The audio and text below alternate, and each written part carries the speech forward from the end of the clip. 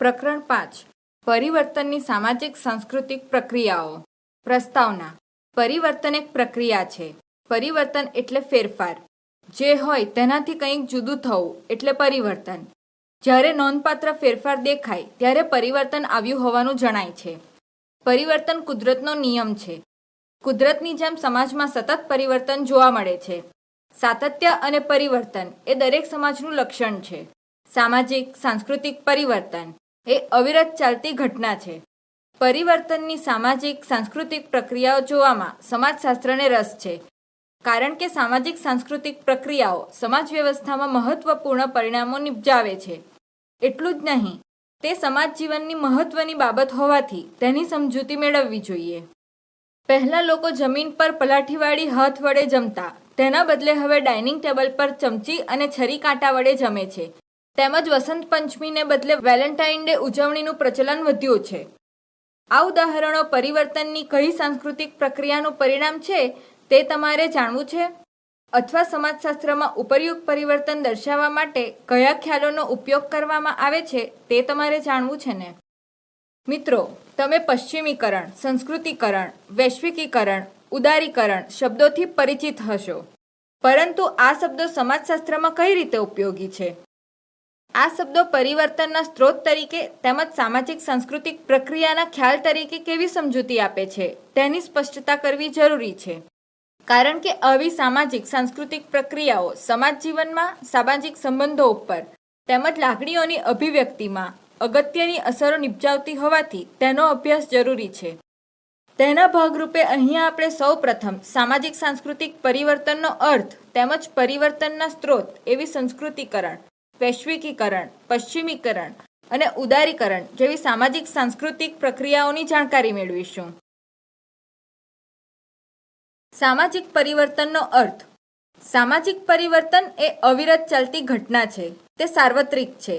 સમાજના રચનાતંત્રમાં સતત ફેરફાર થાય છે. તેના પરિણામે સંસ્થાઓમાં પરિવર્તન જોવા મળે છે. જ્યારે સામાજિક સંગઠનોના સ્વરૂપમાં નોંધપાત્ર ફેરફાર થાય ત્યારે તેને સામાજિક પરિવર્તન કહેવાય છે. ઉદાહરણ રૂપે જ્ઞાતિ સંસ્થામાં આવેલું પરિવર્તન. સામાજિક પરિવર્તનની વ્યાખ્યા. કિંગ્સલે ડેવિસ મુજબ સામાજિક રચનાતંત્ર અને કાર્યમાં આવતું પરિવર્તન એટલે સામાજિક પરિવર્તન. દાખલા તરીકે, સંયુક્ત કુટુંબના સ્થાને વિભક્ત કુટુંબનું પ્રચલન એ રચનાતંત્રમાં પરિવર્તન સૂચવે છે. તેમજ કુટુંબનું મનોરંજનનું કાર્ય સિનેમા, ટીવીએ લઈ લીધું, જે કાર્યમાં પરિવર્તન સૂચવે છે. સામાજિક પરિવર્તનના લક્ષણો. પહેલું, સામાજિક પરિવર્તન પ્રક્રિયા છે. બીજું, સામાજિક પરિવર્તન સાર્વત્રિક પ્રક્રિયા છે. ત્રીજું, સામાજિક પરિવર્તન સામાજિક રચનાતંત્રમાં ફેરફાર સૂચવે છે. ચોથું, સામાજિક પરિવર્તન સામાજિક કાર્યોમાં ફેરફાર સૂચવે છે. પાંચમું, સામાજિક પરિવર્તન સ્વયંજનિત તેમજ આયોજિત પ્રક્રિયા સ્વરૂપે જોવા મળે છે. સાંસ્કૃતિક પરિવર્તન. ભારતીય સમાજમાં સામાજિક પરિવર્તનને સમજવા માટે સાંસ્કૃતિક પરિવર્તનનો ખ્યાલ ખૂબ મહત્વ ધરાવે છે. વિવિધ પરિબળોની અસરને કારણે આધુનિક સમયમાં પરંપરાગત ભારતીય સમાજમાં અનેક વિવિધ સાંસ્કૃતિક પરિવર્તનો આવ્યા છે. સાંસ્કૃતિક પરિવર્તનનો અર્થ અને વ્યાખ્યા. સાંસ્કૃતિક પરિવર્તન એક વિશાળ અર્થ ધરાવતી વિભાવના છે. તેમાં સંસ્કૃતિમાં સમાવિષ્ટ તમામ બાબતો જેવી કે કલા, વિજ્ઞાન, યંત્રવિજ્ઞાન, તત્વજ્ઞાન, ભાષા, સાહિત્ય વગેરે તેમજ સામાજિક સંગઠન તંત્રના સ્વરૂપો, રચના અને કાર્યોમાં આવતા પરિવર્તનનો સમાવેશ થાય છે. સંસ્કૃતિનો ખ્યાલ વિશાળ છે. સંસ્કૃતિના ભૌતિક અને અભૌતિક પાસામાં આવતું પરિવર્તન સાંસ્કૃતિક પરિવર્તન છે. સંસ્કૃતિના ભૌતિક પાસામાં ફર્નિચર, યંત્રો, મકાન વગેરેનો સમાવેશ થાય છે. ઉદાહરણ તરીકે, કાચા મકાનના બદલે પાકું આધુનિક મકાન, સંપર્ક માટે ટેલિફોનને બદલે સેલફોનનો ઉપયોગ વગેરે સંસ્કૃતિના ભૌતિક પાસામાં આવેલું પરિવર્તન છે. તે જ રીતે સંસ્કૃતિના અભૌતિક પાસામાં ચિત્રકલા, નૃત્યકલા, જ્ઞાન, ભાષા વગેરેનો સમાવેશ થાય છે. ઉદાહરણ તરીકે, આધુનિક ચિત્રકલા અને લખવા બોલવામાં અંગ્રેજીનો ઉપયોગ એ સંસ્કૃતિના અભૌતિક પાસામાં આવતું પરિવર્તન ગણાય. સાંસ્કૃતિક પરિવર્તનમાં નવી અને જૂની સંસ્કૃતિના તત્વોનું મિશ્રણ થાય છે, જે મોટે ભાગે નવશોધ અને પ્રસરણ દ્વારા થતું હોય છે. જ્યારે એક સંસ્કૃતિના તત્વો બીજી સંસ્કૃતિ કે સામાજિક માળખામાં ઉમેરતા તે સમાજ માટે નવી સંસ્કૃતિ બની જાય છે. ઉદાહરણ રૂપે ભારતે બંધારણમાં લોકશાહીનું ધ્યેય સ્વીકારતા રાજાશાહીને બદલે દેશમાં લોકશાહી સંસ્કૃતિ પ્રસરી અને મજબૂત બની છે. કલા, વિજ્ઞાન, તત્વજ્ઞાન વગેરે સંસ્કૃતિના તત્વોમાં આવતું પરિવર્તન એટલે સાંસ્કૃતિક પરિવર્તન. આમાં સામાજિક સંગઠનના સ્વરૂપ, નિયમોમાં થતા પરિવર્તનનો પણ સમાવેશ થાય છે. આ રીતે સાંસ્કૃતિક પરિવર્તન સામાજિક પરિવર્તન કરતાં વિશાળ ખ્યાલ છે. એટલે કે બધા જ સામાજિક પરિવર્તનો સાંસ્કૃતિક પરિવર્તનો કહી શકાય. દાખલા તરીકે મૂલ્યોમાં આવેલું પરિવર્તન. મેકાઈવર અને પેજ મુજબ સાંસ્કૃતિક પરિવર્તનમાં ધર્મ, સાહિત્ય, કળા વગેરેમાં થતા પરિવર્તનનો સમાવેશ થાય છે. સામાજિક પરિવર્તન સાંસ્કૃતિક પરિવર્તનથી વધારે ગતિશીલ હોય છે, કારણ કે સામાજિક સંબંધોમાં જેટલી ઝડપે પરિવર્તન આવે છે તેટલી ઝડપથી કલા, વિજ્ઞાન, સાહિત્ય, પરંપરા, ધર્મ, તત્વજ્ઞાન વગેરેમાં આવતું નથી. દાખલા તરીકે માતા પિતા અને સંતાન વચ્ચેના સંબંધોમાં આવેલું પરિવર્તન. સામાજિક અને સાંસ્કૃતિક પરિવર્તન પરસ્પર અસર પહોંચાડે છે. બંનેની સમાજ પર અસર પડે છે. દાખલા તરીકે જૂથ જીવન અને સંબંધોમાં પરિવર્તન આવે તો સંસ્કૃતિના તત્વો, મૂલ્ય, માન્યતાઓને અસર પહોંચાડે છે. એવી જ રીતે સાંસ્કૃતિક વાતાવરણ બદલાતા સમાજ જીવન બદલાય છે, આમ એકબીજા પર અસર કરે છે. દાખલા તરીકે સાંસ્કૃતિક પરિવર્તનથી ગ્રામીણ જીવનમાં પરિવર્તન આવ્યું છે. કેટલીકવાર સામાજિક તંત્રને કોઈપણ ફેરફાર પહોંચાડ્યા વિના સાંસ્કૃતિક તંત્રમાં ફેરફારો થતા હોય છે. દાખલા તરીકે ભાષામાં ઉચ્ચારણ કે ધ્વનિ સંબંધિત પરિવર્તન, સંગીત શૈલીમાં થતા પરિવર્તન સંસ્કૃતિમાં આવતા પરિવર્તનો છે, પરંતુ તેની સમાજ પર કોઈ નોંધપાત્ર અસર થતી નથી. આમ સમાજશાસ્ત્રને એવા સાંસ્કૃતિક પરિવર્તનમાં રસ છે કે જે સામાજિક સંગઠનોમાં નિપજતા હોય અને સામાજિક સંગઠનને અસર કરતા હોય. સામાજિક પરિવર્તન અને સાંસ્કૃતિક પરિવર્તન વચ્ચે પાતળી ભેદરેખા હોવાથી તે કયું પરિવર્તન છે તે નક્કી કરવું મુશ્કેલ હોય છે. સાંસ્કૃતિક પરિવર્તનના લક્ષણો. પહેલું, સંસ્કૃતિના કોઈપણ ભાગમાં આવતું પરિવર્તન. સંસ્કૃતિના કોઈપણ તત્વો કે ભાગમાં આવતું પરિવર્તન એ સાંસ્કૃતિક પરિવર્તન તરીકે ઓળખાવી શકાય. દાખલા તરીકે હેન્ડલૂમને બદલે પાવરલૂમનો ઉપયોગ, નવરાત્રિનું બદલાયેલું સ્વરૂપ. બીજું, સમાજની સાધનાત્મક વ્યવસ્થામાં થતું પરિવર્તન. સમાજ પોતાની જરૂરિયાતો સંતોષવા માટેના સાધનો વિકસાવે છે, જેમાં યંત્રો, વાહનો, મકાનો, પુસ્તકો, વાસણો, ફર્નિચર વગેરે મુખ્ય સગવડના સાધનોમાં આવતું પરિવર્તન એટલે સાંસ્કૃતિક પરિવર્તન. દાખલા તરીકે બેસવા માટે સોફા સેટ, જમવા માટે ડાઇનિંગ ટેબલનો ઉપયોગ. ત્રીજું, સમાજની ધોરણાત્મક વ્યવસ્થામાં થતું પરિવર્તન. સામાજિક સંબંધોની વ્યવસ્થા ટકાવવા સમાજ ધોરણોની વ્યવસ્થા રચે છે, જે સંસ્કૃતિનો ભાગ છે. તેથી જ ધોરણાત્મક વ્યવસ્થામાં થતા પરિવર્તનને સાંસ્કૃતિક પરિવર્તન કહેવામાં આવે છે. દાખલા તરીકે લગ્ન અંગેના કાયદામાં બદલાવ, સ્ત્રીઓને અધિકાર આપતા કાયદા, રાજાશાહીમાંથી લોકશાહી શાસન વ્યવસ્થા. સામાજિક સાંસ્કૃતિક પરિવર્તનનો અર્થ જોયા બાદ આપણે હવે પરિવર્તનની સાંસ્કૃતિક પ્રક્રિયાઓ જોઈશું. સંસ્કૃતિકરણ. ધોરણ 11માં સ્તર રચનાના એકમમાં જોઈ ગયા કે પરંપરાગત ભારતીય સમાજમાં જ્ઞાતિબંધ પ્રકારની સ્તર રચના હતી, એટલે કે વ્યક્તિનો સામાજિક દરજ્જો તે જે જ્ઞાતિમાં જન્મે છે તેના આધારે પ્રાપ્ત થાય છે અને જીવનભર તે જ્ઞાતિનું સભ્યપદ અને દરજ્જો જાળવી રાખે છે. જ્યારે વર્ગ વ્યવસ્થામાં વ્યક્તિ તેના જીવનકાળ દરમિયાન શિક્ષણ, તાલીમ કે અન્ય કોઈ રીતે દરજ્જો બદલી શકે છે. ટૂંકમાં જ્ઞાતિ વ્યવસ્થામાં દરજ્જા વિષયક પરિવર્તન શક્ય નથી તેવું સમાજશાસ્ત્રીઓ માનતા હતા. પરંતુ ભારતના જાણીતા સમાજશાસ્ત્રી પ્રોફેસર એમ.એન. શ્રીનિવાસે પોતાના અભ્યાસ દ્વારા જણાવ્યું કે જ્ઞાતિ જેવી પ્રમાણમાં બંધ પ્રકારની સ્તર રચનામાં પરિવર્તન શક્ય છે. આ સંદર્ભમાં તેમણે સંસ્કૃતિકરણ જેવી સાંસ્કૃતિક પ્રક્રિયાનો ખ્યાલ આપ્યો છે. સંસ્કૃતિકરણ એ પરિવર્તનનો આંતરિક સ્ત્રોત છે. સંસ્કૃતિકરણ એ ભારતીય સમાજમાં સામાજિક પરિવર્તન લાવવામાં અગત્યનો ભાગ ભજવ્યો છે. સંસ્કૃતિકરણ એક એવી સામાજિક અને સાંસ્કૃતિક પ્રક્રિયા છે જે ભારતના જુદા જુદા ભાગમાં વસતા હિન્દુઓમાં વ્યાપક રૂપમાં જોવા મળે છે. ઉપરાંત આદિવાસી સમૂહમાં પણ સક્રિય રીતે ચાલી રહી છે. સંસ્કૃતિકરણનો અર્થ. સંસ્કૃતિકરણની પ્રક્રિયા અતિ પ્રાચીન હોવા છતાં સંસ્કૃતિકરણ શબ્દ અને ખ્યાલ સૌપ્રથમ એમ.એન. શ્રીનિવાસે આપ્યો છે.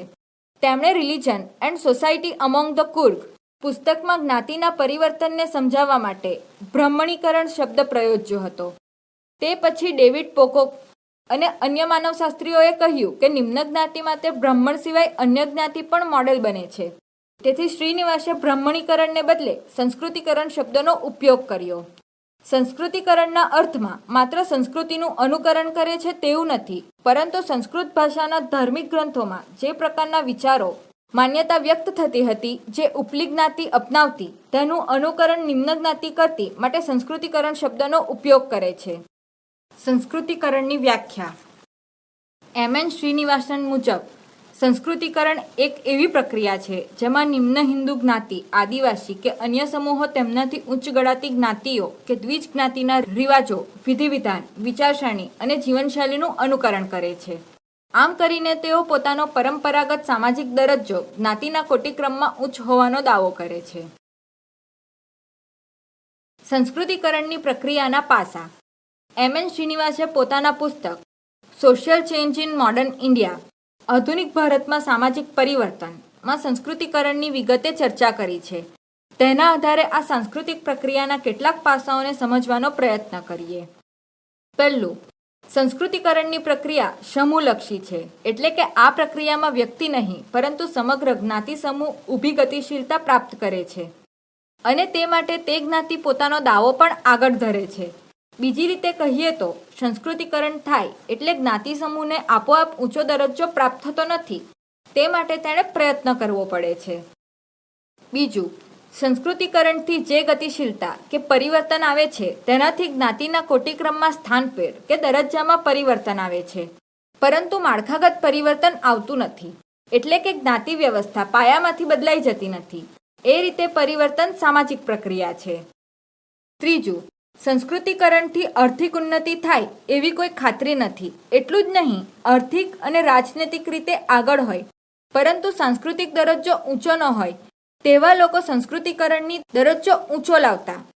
ચોથું, સંસ્કૃતિકરણના ખ્યાલમાં સ્થાનિક પ્રભાવી જ્ઞાતિની ભૂમિકા મહત્વની છે, જે આપણે આગળ જોઈશું.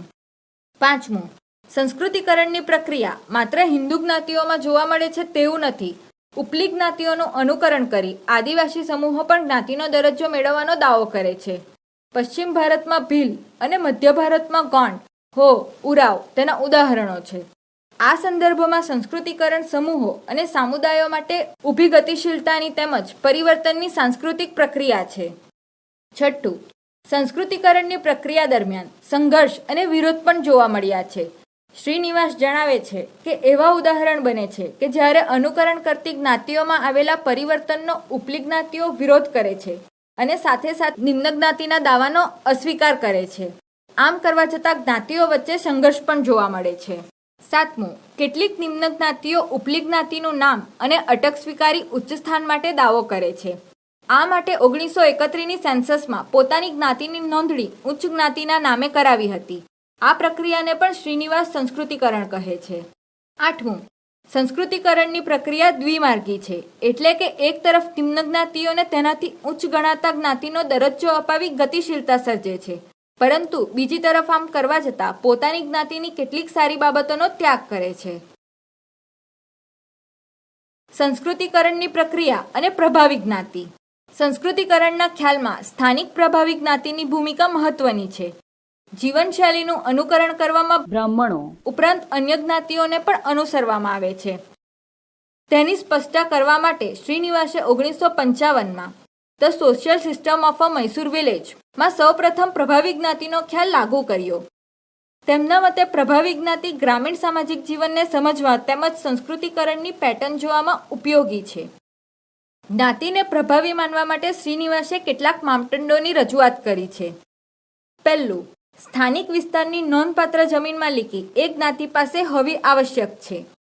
બીજું, સંખ્યાની દ્રષ્ટિએ એ વિસ્તારમાં નોંધપાત્ર વસ્તી હોવી જોઈએ.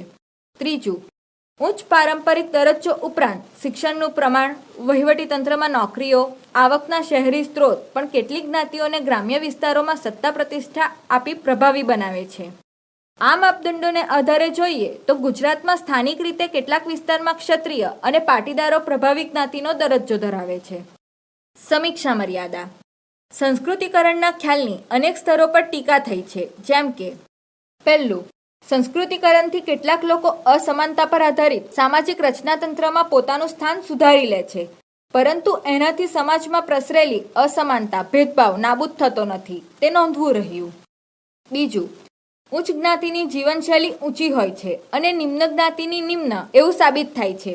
એટલું જ નહીં, ઉચ્ચ જ્ઞાતિના લોકોની જીવનશૈલી ઇચ્છનીય અને અનુકરણીય છે તેવું દર્શાવાય છે. ત્રીજું, સંસ્કૃતિકરણથી મહિલાઓના દરજ્જામાં નોંધપાત્ર પરિવર્તન આવ્યું નથી.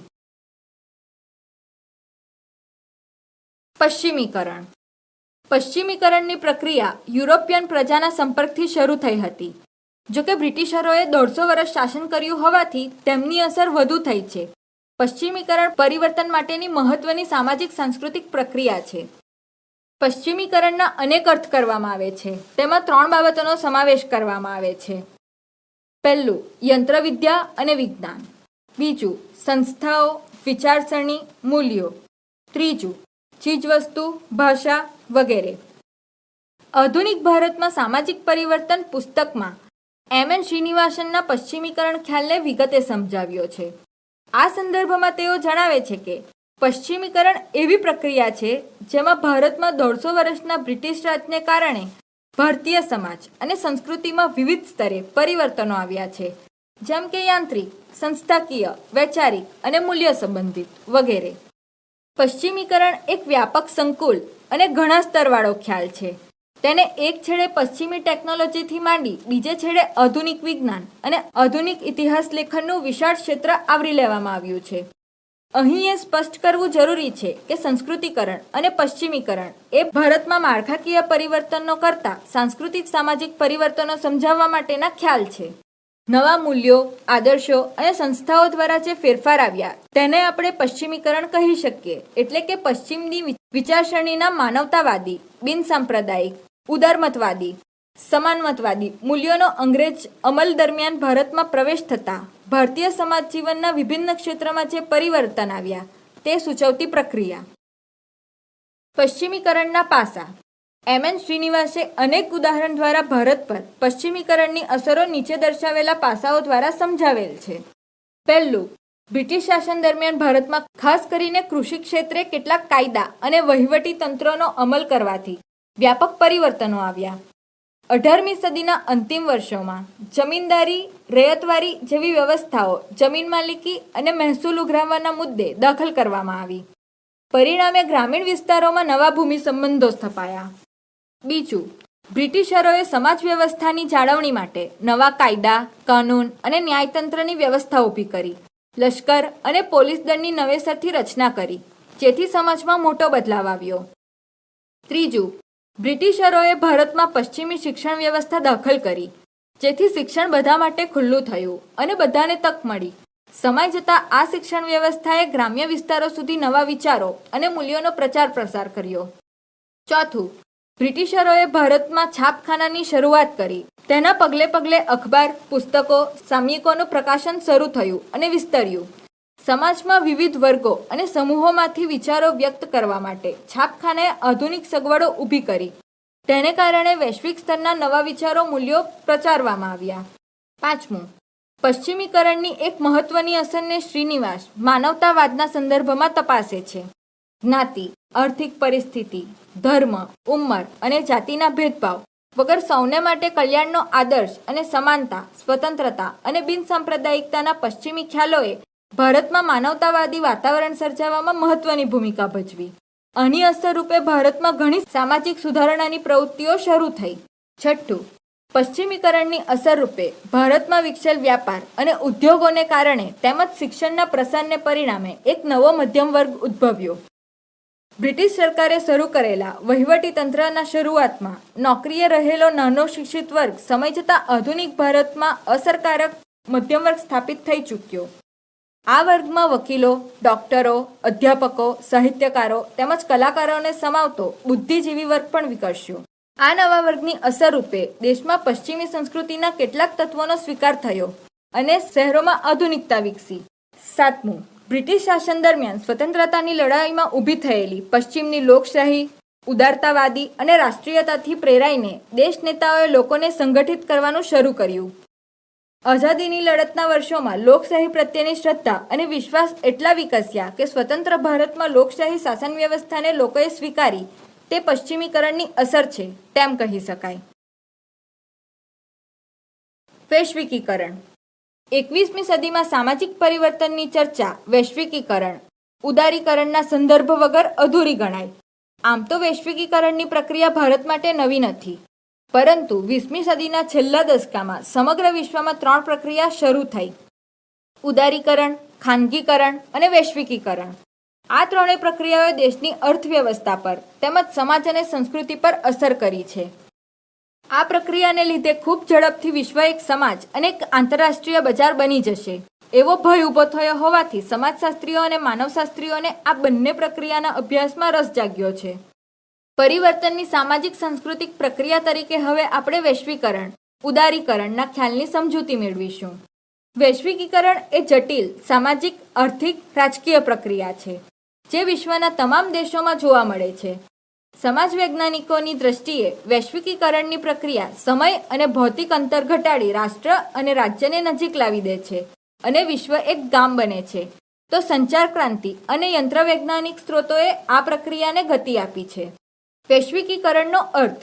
વૈશ્વિકીકરણનો સીધો અર્થ એ થાય છે સમગ્ર જગતના દેશો વૈશ્વિક સ્તરે વિચારણા કરે, એટલે કે કોઈ પણ દેશ પોતાના રાજકારણ, અર્થકારણ, સમાજ કે સંસ્કૃતિ વિશે અલગ રીતે ના વિચારતા સમગ્ર જગતના સંદર્ભમાં જ વિચારે. સામાજિક દ્રષ્ટિકોણથી જોઈએ તો ઇતિહાસમાં પહેલીવાર એવી ઘટના બની છે કે સ્થાનિક અને વૈશ્વિક સમાજના લોકો એક તાંતડે બંધાઈ ગયા છે. આ માટે વિવિધ પ્રક્રિયાઓ દુનિયાભરના લોકોના સામાજિક સંબંધો પર ઘણી મોટી અસર નિપજાવે છે અને તેમને નજીક લાવે છે, જેને સમાજશાસ્ત્રીઓ વૈશ્વિકીકરણ તરીકે જુએ છે. વૈશ્વિકીકરણની વ્યાખ્યા. ગિડન્સ મુજબ વિભિન્ન લોકો અને દુનિયાના વિભિન્ન ક્ષેત્રોની વચ્ચે વધતી જતી પારસ્પરિકતા જ વૈશ્વિકીકરણ છે. આ પારસ્પરિકતા સામાજિક અને આર્થિક સંબંધોમાં થાય છે. આમાં સમય અને સ્થાન મળી જાય છે. યોગેન્દ્ર સિંહ મુજબ ભારતીય સમાજમાં 1990ના દાયકા પછી ક્રાંતિકારી પરિવર્તન આવ્યું છે. વૈશ્વિકીકરણને કારણે સામાજિક સ્તરીકરણનું સ્વરૂપ બદલાયું છે. સાથે સાથે સામાજિક પરિવર્તનની ગતિમાં બદલાવ આવ્યો છે. ઉપરાંત વસ્તી વિષયક પરિવર્તન અને નગરીકરણ તથા ઔદ્યોગિકરણની પ્રક્રિયા તીવ્ર બની છે. માલ્કમ વોટર્સના મુજબ વૈશ્વિકીકરણ એક પ્રક્રિયા છે જેમાં સામાજિક સાંસ્કૃતિક વ્યવસ્થા પર જે ભૌગોલિક દબાણ હોય છે તે પાછળ હટી જાય છે અને લોકો પણ સમજે છે કે ભૌગોલિક સીમાઓ અર્થ વગરની કે બે મતલબ હોય છે. વૈશ્વિકીકરણની લાક્ષણિકતાઓ. વૈશ્વિકીકરણની પ્રક્રિયા એ જટિલ પ્રક્રિયા છે. આ પ્રક્રિયા અંતર્ગત આધુનિકીકરણ, ઔદ્યોગિકરણ, મૂડીવાદનો સમાવેશ થાય છે. સંચાર ક્રાંતિએ તેના પ્રસારણમાં સહાય કરી છે. વૈશ્વિકીકરણ નીચે મુજબની લાક્ષણિકતાઓ દ્વારા વધારે સ્પષ્ટ સમજી શકાય છે. પહેલું, જટિલ પ્રક્રિયા છે. વૈશ્વિકીકરણ એ જટિલ પ્રક્રિયા એટલા માટે છે કે તેની સાથે ઉદારીકરણ અને ખાનગીકરણ ગાઢ રીતે સંકળાયેલ છે. તેથી પરસ્પર અસરો થતી હોવાથી તે જટિલ અને અઘરું બને છે. બીજું, વૈશ્વિકીકરણ કારણ અને પરિણામ બંને રીતે અસર કરે છે. આમ તે ખૂબ જટિલ પ્રક્રિયા છે તેમ કહી શકાય. બીજું, બહુવિધ પાસા ધરાવતી પ્રક્રિયા છે. વૈશ્વિકીકરણ આર્થિક, રાજનૈતિક, સામાજિક, સાંસ્કૃતિક જેવા અનેક બહુવિધ પાસા ધરાવતી પ્રક્રિયા છે. જોકે સમાજશાસ્ત્રને વૈશ્વિકીકરણના માત્ર સામાજિક સાંસ્કૃતિક પાસા અને પરિણામોના અભ્યાસમાં જ રસ છે. ત્રીજું, નવશોધ અને પ્રસરણ સૂચવતી પ્રક્રિયા. આ પ્રક્રિયા દ્વારા નવા ઉદ્યોગો, નવા યંત્ર વિજ્ઞાન અને નવી શોધને પ્રોત્સાહન મળ્યું છે. તો સાથે દુનિયાભરમાં તેના પ્રસરણને ગતિ મળી છે. દાખલા તરીકે ઇન્ટરનેટ અને સેવા ઉદ્યોગ. ચોથું, નાગરિક અધિકારો અને માનવતાની ચેતના જગાવતી પ્રક્રિયા છે. વૈશ્વિકીકરણની પ્રક્રિયાને લીધે દુનિયામાંથી ગરીબી નાબૂદ કરી શિક્ષણ, આરોગ્ય માટેના દબાણ ઊભા કર્યા છે. માહિતી અધિકારનો કાયદો, ફૂડ ફોર ઓલ જેવા કાયદા બન્યા છે. ઉપરાંત પર્યાવરણના પરિવર્તનને લીધે આવતી કુદરતી આપત્તિમાંથી ઉગારવા અને મદદ કરવાની ભાવના જગાવે છે. પાંચમું, વૈશ્વિક સંસ્કૃતિ. કેટલાક વિદ્વાનોના મતે આ પ્રક્રિયાના પરિણામ સ્વરૂપે વિશ્વ એક ગામડું બનતા એક નવી સંસ્કૃતિ ઉદ્ભવશે જેમાં કુટુંબ, લગ્ન, મનોરંજન, કલા, સાહિત્ય જેવી બાબતોને અસર થઈ છે. દાખલા તરીકે સમગ્ર વિશ્વમાં થતી વેલેન્ટાઇન્સ ડેની ઉજવણી. છઠ્ઠું, સંસ્કૃતિનું સમન્વયીકરણ. વૈશ્વિકીકરણની પ્રક્રિયાના પરિણામે સંચાર વ્યવહાર, પર્યટન, સ્થળાંતર, સંદેશાવ્યવહાર વગેરે જેવી પ્રક્રિયાઓ આજે એટલી ઝડપી બની ગઈ છે કે દુનિયાની સંસ્કૃતિઓ એકબીજાના સંપર્કમાં આવતા એકબીજા સાથે એકરૂપ બનતી જાય છે. દાખલા તરીકે ભાંગડા, પોપ અને ફ્યુઝન મ્યુઝિક. 7. વિનિમયનું સાધન ચલણ. વૈશ્વિકીકરણને કારણે વિનિમયના સાધન તરીકે વસ્તુ વિનિમયને બદલે દુનિયામાં એક સમાન ચલણનો ખ્યાલ પ્રવર્તે છે. દાખલા તરીકે અમેરિકન ડોલર. 8. બજારોનું પ્રભુત્વ. આજે વ્યાપાર ધંધામાં બજારનું મહત્વ ખૂબ વધી ગયું છે. આજે વૈશ્વિક સ્તરે અર્થવ્યવસ્થાનું એક જાળું બની ગયું છે, જેના પરિણામે વસ્તુઓના વપરાશની પદ્ધતિઓ સમગ્ર વિશ્વમાં લગભગ સમાન બની ગઈ છે. દાખલા તરીકે નૂડલ્સ અને પિઝા. 9. નવા સામાજિક આંદોલનો. યોગેન્દ્ર સિંહના મતે આજે ત્રીજા વિશ્વમાં અને ખાસ કરીને ભારતમાં વૈશ્વિકીકરણના પરિણામે જે પરિવર્તન આવ્યા છે તેણે ઘણા નવા આંદોલનોને જન્મ આપ્યો છે, જેમ કે સ્ત્રીઓના આંદોલન, માનવ અધિકાર અંગેના આંદોલન વગેરે. ટૂંકમાં વૈશ્વિકીકરણની પ્રક્રિયા એ વૈશ્વિક સ્તરે રાષ્ટ્ર રાજ્યને નિકટ લાવી આધુનિકીકરણને અને અનુઆધુનિકીકરણને વેગ આપી સામાજિક, સાંસ્કૃતિક, આર્થિક, રાજકીય સંબંધ બાંધ્યો છે. ઉદારીકરણ. દેશ આઝાદ થયા બાદ ભારતીય અર્થવ્યવસ્થા અને બજારને કાયદા દ્વારા વૈશ્વિક સ્પર્ધાથી સુરક્ષિત રાખ્યા હતા. ઉપરાંત પ્રજા કલ્યાણ માટે સરકારે મહત્વની ભૂમિકા ભજવવી જોઈએ તેવો આદર્શ તેમજ બંધારણમાં સામાજિક ન્યાય પર ભાર મૂક્યો હોવાથી તે મુજબ નીતિ નિર્ણયો લેવાયા હતા. પરંતુ વર્ષ 1991ની શરૂઆતના ભાગમાં અર્થતંત્રમાં વિદેશી હુંડિયામણનું અનામત ભંડોળ ઘટી રહ્યું હતું. આર્થિક સ્થિતિ કટોકટી ભરી હતી, જેથી સરકારે દેશના અર્થતંત્રમાં ફરી નવસંચાર કરવાના ભાગરૂપે આર્થિક નીતિ જાહેર કરી, જેમાં વિદેશ વેપારના પરિપ્રેક્ષ્યમાં લગભગ મુક્ત કરી શકાય તેવી વ્યાપાર નીતિને પ્રોત્સાહન આપ્યું. લાંબા ગાળાની આયાત નિકાસ નીતિ અન્વયે આયાત જકાત પ્રમાણ જેવા પ્રતિબંધો હળવા કર્યા, જેને ઉદારીકરણ કહી શકાય. ઉદારીકરણનો અર્થ. ઉદારીકરણની નીતિ એટલે ખાનગીકરણની નીતિ. સરકાર દ્વારા ઉદ્યોગોના ક્ષેત્રે વધુમાં વધુ પરવાના મૂડીરોકાણ અને નફાની પ્રાપ્તિ માટે ખાનગી ક્ષેત્ર માટે અનુકૂળતા કરી આપવાનો સમાવેશ તેમાં થાય છે. ટૂંકમાં સરકારની ઉદ્યોગોની સ્થાપના અને વિકાસ અંગેની હસ્તક્ષેપ વગરની નીતિ એટલે ઉદારીકરણ. ઉદારીકરણ એ વૈશ્વિકીકરણની પ્રક્રિયાની પૂર્વ શરત રૂપે છે અને ઉદારીકરણ માટે ખાનગીકરણ અનિવાર્ય પ્રક્રિયા છે. ઉદારીકરણની વ્યાખ્યા. ઉદારીકરણ એટલે વૈશ્વિકીકરણના ભાગરૂપે વૈશ્વિક બજાર દેશની અર્થવ્યવસ્થા માટે લાભકારી બને તેને અનુરૂપ વ્યાપાર ઉદ્યોગોને નિયમન કરતા નિયમો અને આર્થિક નિયંત્રણોને ઉદાર બનાવવા. દાખલા તરીકે વિવિધ ક્ષેત્રોમાં સીધા વિદેશી રોકાણને પરવાનગી આપવી. ઉદારીકરણના લાભો. વિદેશી રોકાણ વધ્યું. બહુરાષ્ટ્રીય કંપનીઓએ ભારતની કંપની સાથે ભાગીદારી કરી, જેથી અદ્યતન ટેકનોલોજીનો લાભ મળ્યો અને ઉત્પાદન વધ્યું. ગ્રાહકોને વાજબી કિંમતે શ્રેષ્ઠ વસ્તુઓ મળતી થઈ. ખાનગીકરણ અને મુક્ત સ્પર્ધાને લીધે ઉત્પાદકો વાજબી કિંમતે સારી ગુણવત્તાવાળી વસ્તુઓનું વેચાણ કરવા લાગ્યા. દરેક ક્ષેત્રે સ્પર્ધા થઈ. પરિણામે વૈશ્વિક સ્પર્ધામાં ટકવા મેનેજમેન્ટ ટેકનિક અને શ્રમિકોના કૌશલ્યો માટે તાલીમ અને શિક્ષણનું મહત્વ વધ્યું. ધિરાણ પરના વ્યાજનો દર ઘટવાથી ઉત્પાદન ખર્ચમાં ઘટાડો થયો. ઉદારીકરણને લીધે ટીવી ચેનલ, મોબાઈલ, ઇન્ટરનેટ કંપનીઓ અને ઓનલાઈન શોપિંગને પ્રોત્સાહન મળ્યું. ઉદારીકરણે ઉપભોક્તાવાદને પ્રોત્સાહિત કર્યો. બજારો નિર્ણાયક બની ગયા છે. ઉદારીકરણથી લોકોની જીવનશૈલીમાં અને વપરાશની વસ્તુમાં ખૂબ મોટો બદલાવ આવ્યો છે. ઉદારીકરણને લીધે સામાજિક સાંસ્કૃતિક આદાન પ્રદાનમાં ગતિ આવી છે. ઉદારીકરણના ગેરલાભો. ઉદારીકરણના ગેરલાભો નીચે મુજબ છે. ખાનગીકરણ અને ઉદારીકરણના અમલ પછી રોજગારીની તકોમાં ઘટાડો થયો છે અને બેરોજગારીનું પ્રમાણ વધ્યું છે. કૃષિ ક્ષેત્રે ઉત્પાદન વૃદ્ધિનો દર ઘટ્યો છે. બહુરાષ્ટ્રીય કંપનીના બીટી બિયારણો, રાસાયણિક ખાતરો અને જંતુનાશક દવાઓએ જમીનની ફળદ્રુપતા ઘટાડી પ્રદૂષણ વધાર્યું છે. વિકસિત દેશો ઉદારીકરણના નામે પ્રદૂષણ વધારતા ઉદ્યોગો ત્રીજા વિશ્વના દેશોમાં ઊભા કરી પર્યાવરણમાં અસંતુલન ઊભું કરે છે.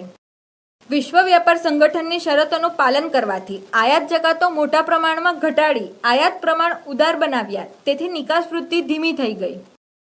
બહુરાષ્ટ્રીય કંપની ભારતમાં સસ્તી જમીન મેળવી, ઓછું વેતન ચૂકવી, મોટો નફો કમાઈ પોતાના દેશમાં મોકલે છે. આ રીતે આવકનું બહિર્ગમન જોવા મળે છે. બેન્કિંગ ક્ષેત્રના સુધારા દ્વારા રિઝર્વ બેંક ઓફ ઇન્ડિયા આરબીઆઈએ થાપણો અને નાની બચત યોજનાના વ્યાજદરમાં ક્રમશઃ ઘટાડો કરતા મધ્યમ વર્ગ અને પેન્શન પર આધારિત વર્ગને નુકસાન થયું છે.